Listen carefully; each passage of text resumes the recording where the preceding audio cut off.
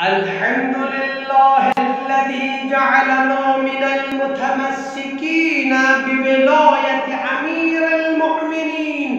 میرے نبی نے غدیر خم پر یہ حدیث بیان فرمائی خطبے میں کہ جس کا میں مولا ہوں اس کا علی مولا ہے۔ ہم سمجھتے ہیں صرف یہ شیعہ کہتے ہیں مولا علی، وہ صحیح کہتے ہیں۔ من کنت مولاہ فعلی مولاہ۔ آپ سب کے چہروں پہ میں حیرانی دیکھ رہا ہوں، حالانکہ میں آپ کو صحیح حدیث پیش کر رہا ہوں۔ من کنت مولاہ فعلی مولاہ، جس کا میں مولا ہوں علی اس۔ آپ علیہ السلام نے مولا علی کو بلا کے اپنے ساتھ کھڑا کر کے اپنا ہاتھ ان کے ہاتھ کے اوپر رکھ کے یوں صحابہ میں بلند کر کے کہا من کنت مولا فہذا علی مولا۔ اور اس سے پہلے آپ علیہ السلام نے سورہ احزاب کی آیت نمبر 6 تلاوت کی، النبی اولا بالمؤمنین من انفسہم۔ نبی سرپرست ہیں، حق رکھتے ہیں جانوں سے بھی بڑھ کے امتیوں کے اوپر۔ کیوں؟